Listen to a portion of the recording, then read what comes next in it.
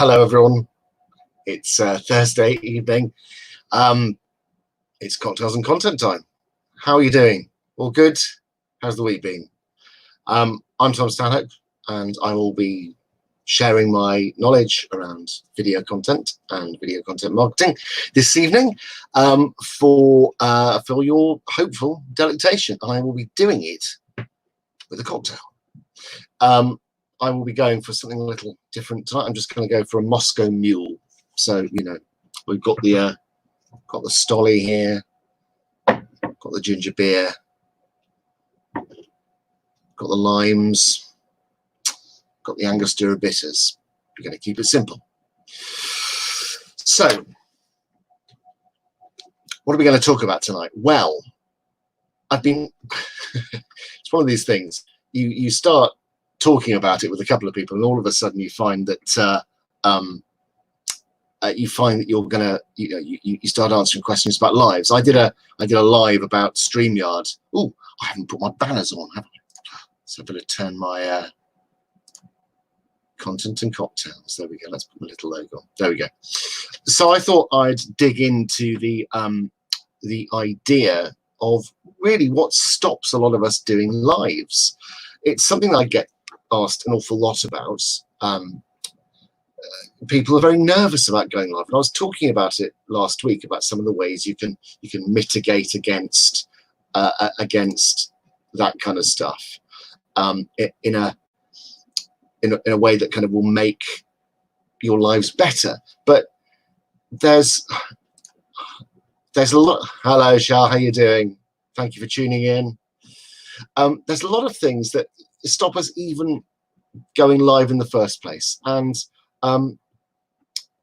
that's what I'm going to talk about today. I'm going to dig in to some of the ideas around the things that stop us going live.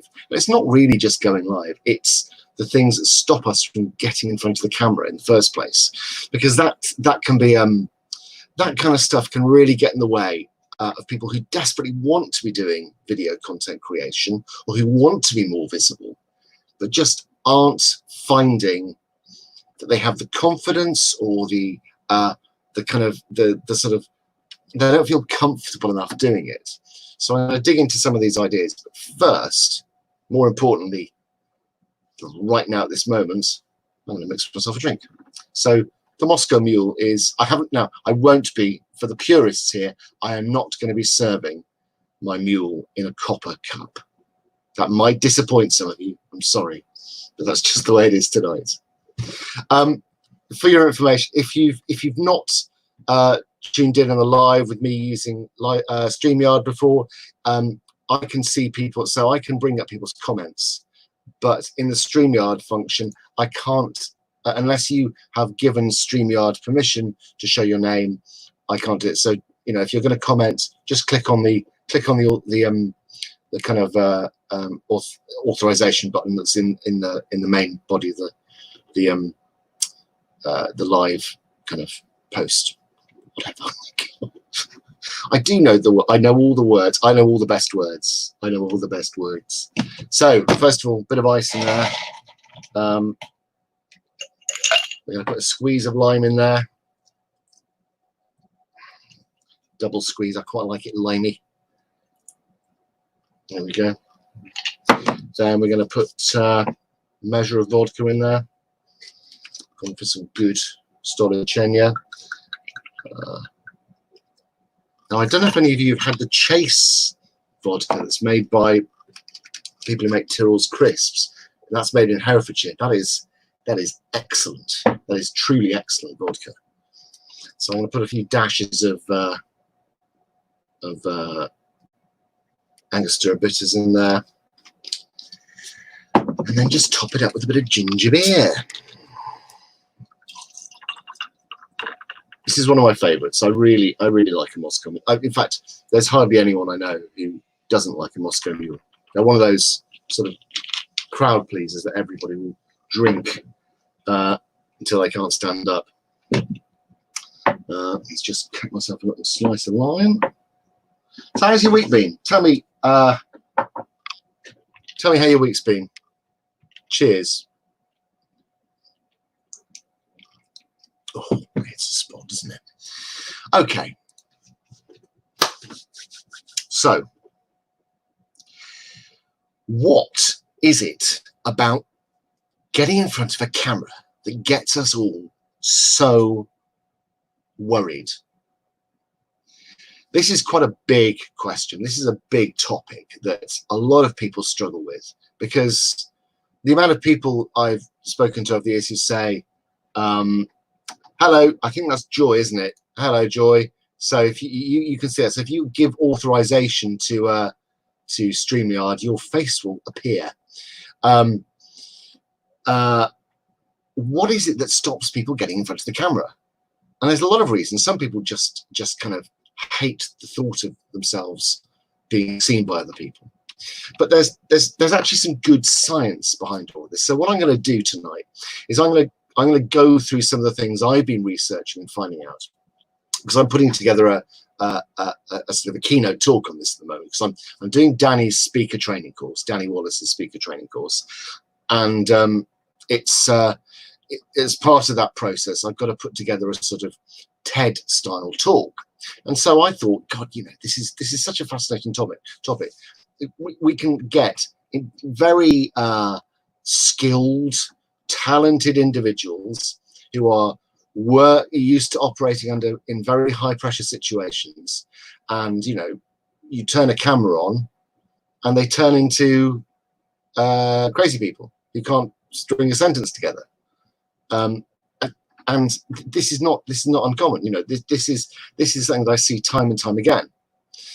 So what I'd like to do this evening is look at some of these ideas and give you some tips and techniques to perhaps combat some of that camera anxiety.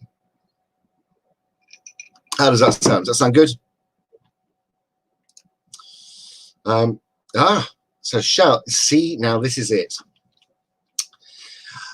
Shell says, it's been good, thanks. I started doing a daily live show at 10 called Confident You, show with me and guests. It's taken me so long. So I'd be really interested to hear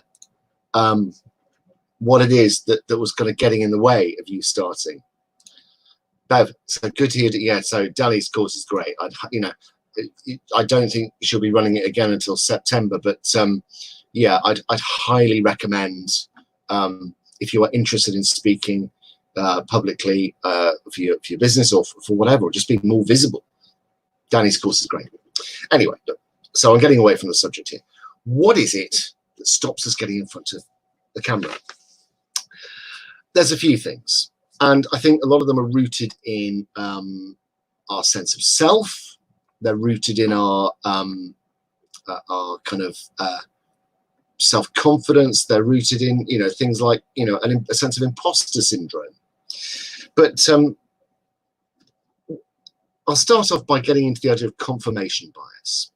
So if you know what confirmation bias is, or if you don't, so confirmation bias is our tendency when we have an opinion,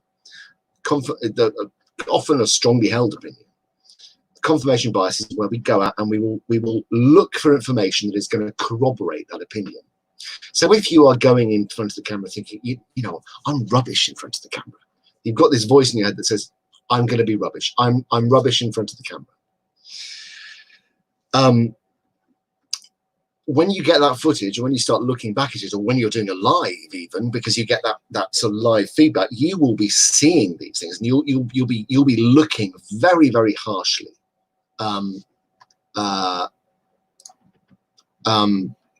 You'll be looking very harshly at your performance, way more harshly than anybody else is really looking. But that confirmation bias is there, and it tells you it confirms all these things that you think you know about yourself. You want to confirm your beliefs, no matter how smoothly you present your pitch, or how funny you are, or how brilliant you are, how knowledgeable you are. Any slight hint of clumsiness or kind of fluffing of a moment you have will instantly make you think that you're kind of, I don't know, you're Mr. Bean all of a sudden, which is crazy. And the human brain is both a brilliant thing, but it's incredibly good at kind of cooking up these stories about ourselves, isn't it? We kind of you know, that feedback, that bias builds on itself. Your brain is good at lying to itself, basically. So that's one thing I think that really kind of stops or puts a big bar in the way of people doing it. People have very strongly held opinions about how they are on camera a lot of the time. It's a story that I hear time and time again. People say, I am not good on camera. People tell themselves this, and they go out of their way to look for those pieces of evidence that back up that opinion. The other thing is a really interesting. So as I've been doing my research, so I've got some notes here that so if you see me looking down, it's because I'm referring to these notes, because there's actually quite a lot of sort of information here that I'm sort of working my way through. And this little bit of information, and this bit of knowledge that I've sort of trawled up, is fascinating. And this is to do with the way we see ourselves on camera. Consider this. So this is called the familiarity principle. And the familiarity principle states that we prefer people and objects and products and so on and so forth that we are familiar with. And you know, this is probably one of the reasons why you want to appear on camera, because you can show your customers, your potential customers, who you are. You know, they can learn to kind of like you by seeing you on camera. And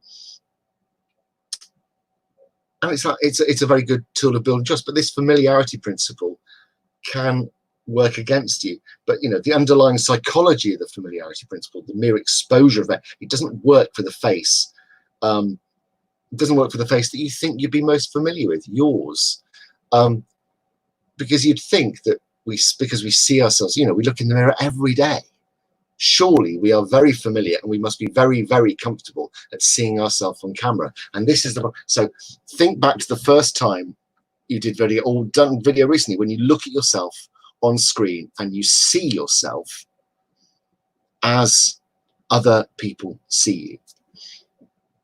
And this is a really interesting thing. So considering you've been exposed to your face in a mirror pretty much your entire life, it'd seem reasonable that familiarity would breed a certain sense of kind of self-love. You know, you think you'd be okay with seeing yourself, but the face that you see in the mirror is not your true face. It's a mirror image.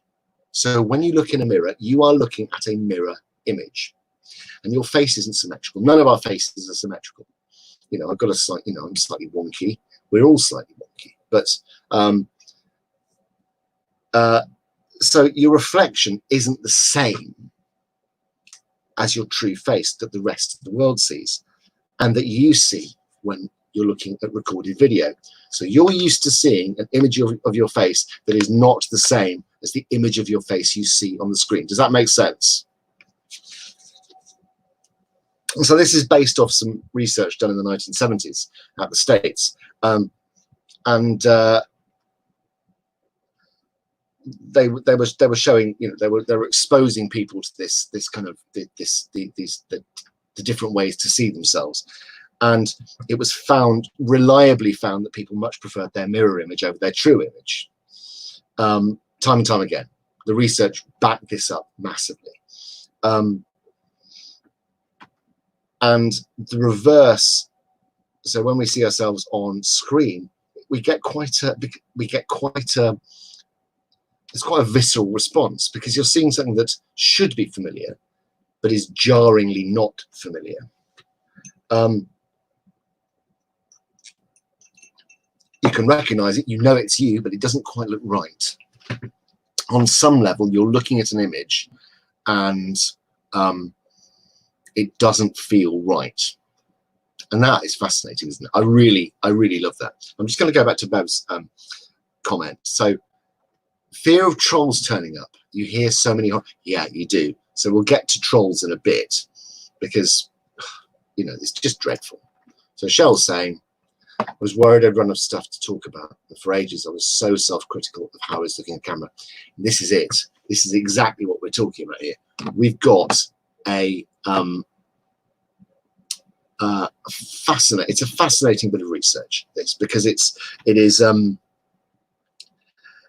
this idea that the person you see on screen is not the person that you think of being you. So there's a bit of cognitive dissonance going on.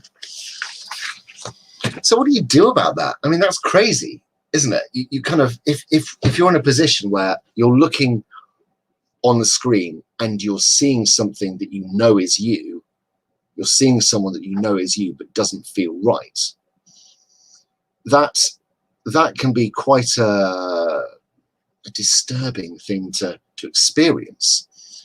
Does that ring true? I'd love to hear your thoughts on this. Does that ring true?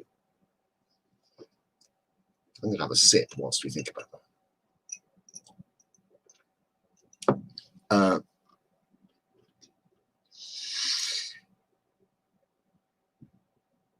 So we have this sense of a kind of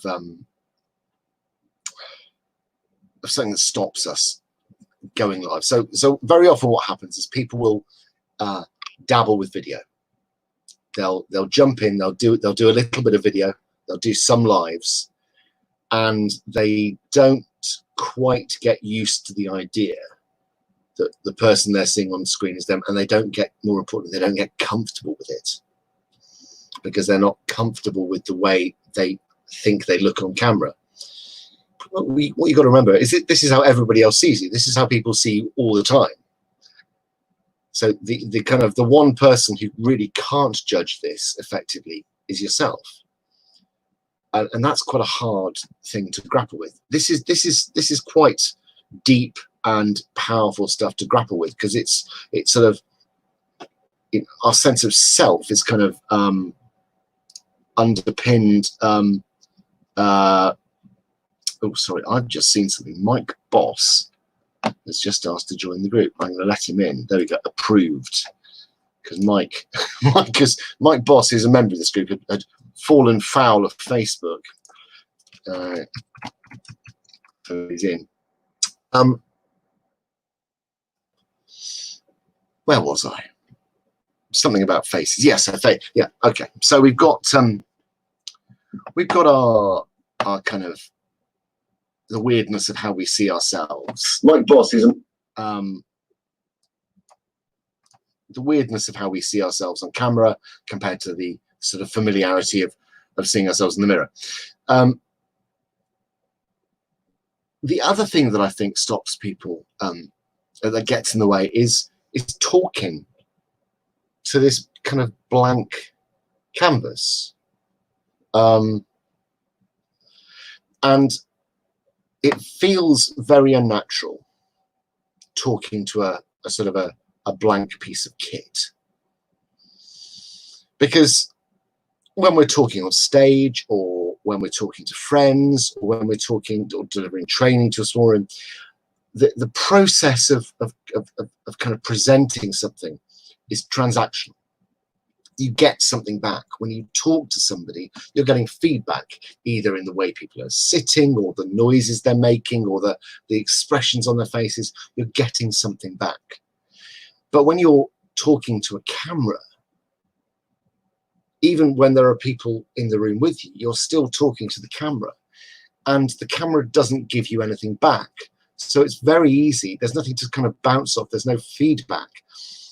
Lives are slightly better because, as you can see, you know, I'm getting the comments, and you know, that is a form of feedback. That makes this a little bit easier because there's something to work with. But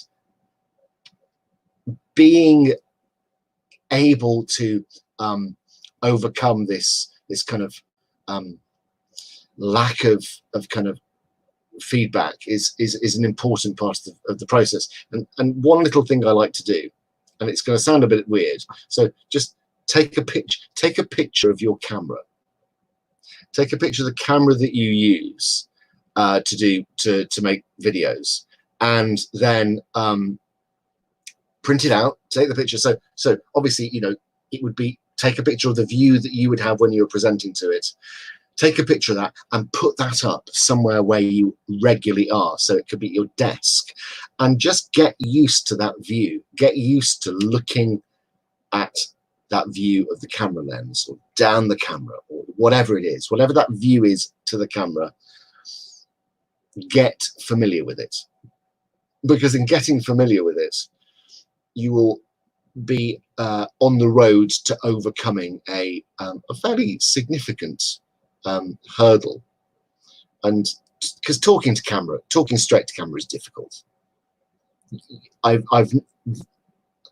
There aren't many people I know who get it first time. Doing interviews is different, because again, you've got that sort of feedback, you've got that sort of that back and forth. But having to talk at this bit of technology can sometimes be very, very unsettling. Does that all make sense?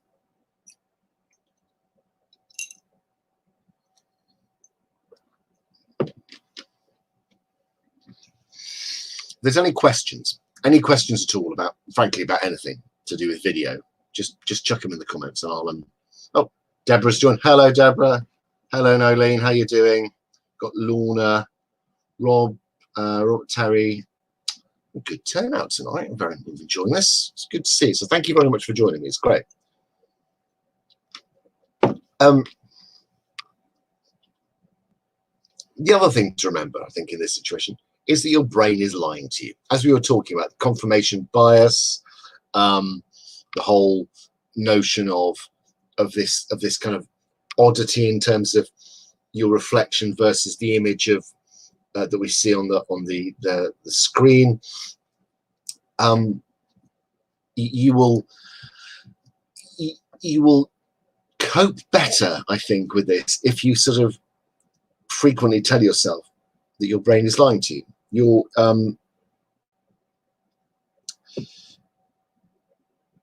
Your understanding of the sort of the psychological underpinning of this stuff is quite a useful step to sort of help you on your way, because if you understand what's going on, then you can sort of stop reacting in that way, and it's you know, it's a nice thing to be able to do, to present to camera well. I mean,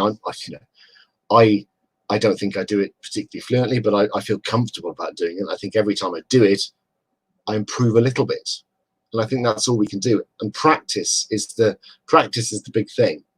I think I was saying last week about this. One thing that I did at first, before I went live at all, is I set up a dummy Facebook group.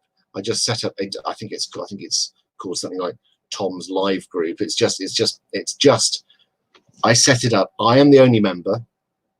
Nobody else is there. It's completely unfindable. It's private, so I can practice my lives in there, and I'm able to check out the tech setup and just give it a go before I do it at all. And I can just do it in the comfort of the knowledge that nobody's going to see it. If I want to try something out, I don't have to kind of worry about other people seeing it. I can get my you know, my look and my sort of the look of the camera set up right. I can practice the content without feeling like I'm sort of in a risky situation, if that makes sense. So does that sound like a useful thing to do? Because I can tell you, actually, that's a helpful tip. That's one of those things that I found particularly helpful over the years. I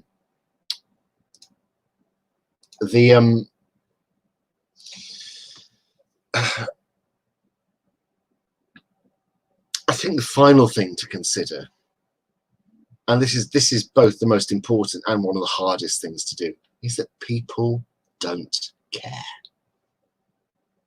You know, we think people care about this stuff way more than they actually do. If people are tuning in, it's because they value your knowledge, they want to learn from you, and yes, as Bev was saying, Beverly was saying earlier, you know, there is this fear of trolls, but you know what? They're there. There are idiots all over the place, and online they are very prevalent. You are going to get trolls at some point, but as you know, as a lot of people say, it's a measure of success. The more successful you get, the more the trolls come out, because they're jealous. They're jealous. They're people that just like causing trouble, and we can make a choice about how we react to them. And the great thing about all this, the social media space, is you can just sort of block and ban, push them out, don't give them a thought. And I know that's an easy thing to say. So Mike's saying anything that can help overcome nervousness in front of the camera can only be a good thing. Well, yeah, absolutely. I mean, it's.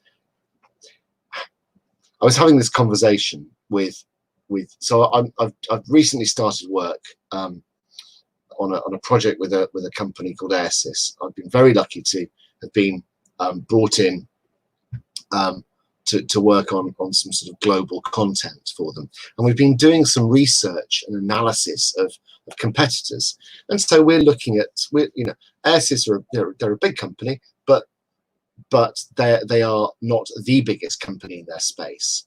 They have some sort of mega competitors, and I've been doing some analysis about how these big competitors are using video, and the answer is very poorly, which is fascinating, because these are companies that have got big active YouTube channels, but when it comes to their YouTube channels, they're all sort of quite I don't know, you don't get any sense of the personality of the business, and I think that's a real mistake, because people shy away from video.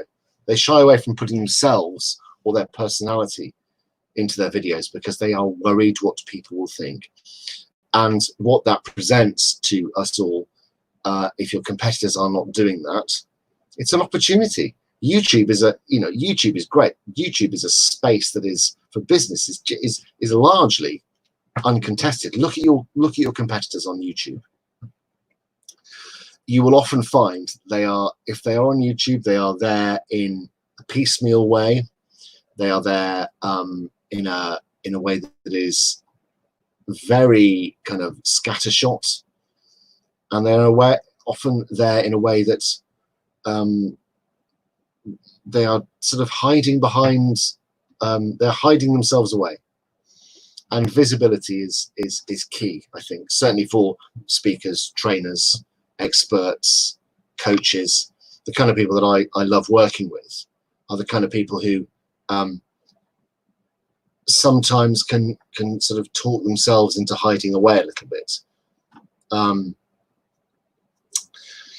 So if there's one thing to take away from this, it's this notion that actually a lot of the kind of the doubts and fears that we have are down to our little horrible brains telling us lies, and that it really doesn't matter because most people don't care.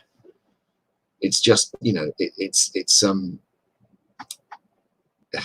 getting out there and doing it and being seen to be successful at something will be its own reward. You know, you will be able to kind of create something far more impactful if you get in front of the camera. And if it takes a little bit of bravery to get in front of the camera, then that's not a bad thing. I think there are times when we all need to be brave and all need to kind of step up in a way that helps us get where we want to get to.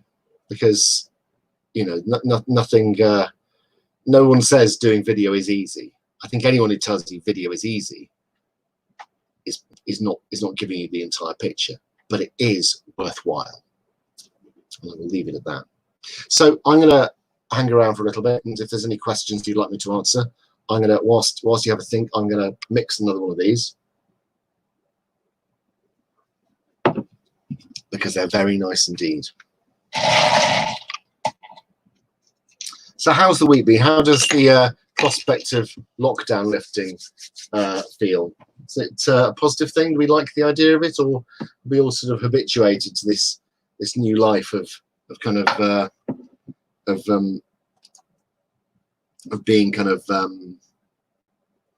stay-at-homes? It's a funny one, isn't it? I don't know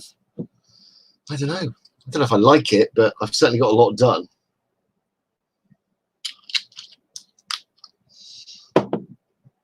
So who's around? Oh, there's only one person. No, it's probably Mike, isn't it? Are you still there, Mike? I think it's just oh, there's two of us here. Bit of vodka.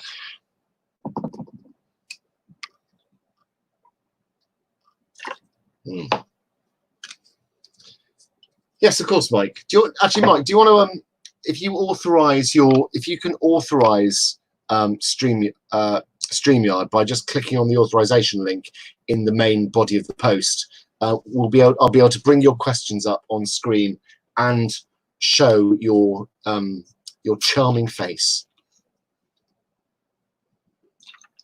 So whilst I'm making that,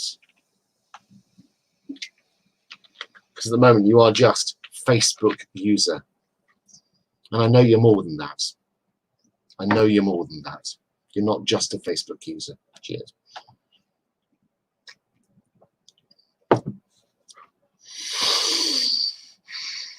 Okay, so if Mike's going to do that, we'll see. We'll just so what have we got here? Anything that can help overcome nervousness in front of the camera can only be a good thing. Yeah, absolutely. I agree on that. Can I ask a general question? Yes, of course. Best app for making phone serve as laptop webcam? Okay. You know what? I don't know the answer to that. I'm currently waiting for a little bit of kit to come into stock called the Elgato Camlink. The Elgato Camlink is a dongle that you can stick into your computer, and it will allow you to use your SLR as a webcam. Because at the moment I'm using a rather crummy 720p webcam, which you can see is kind of a, you know, it's a bit grainy and it's a bit rubbish. So the Elgato Camlink is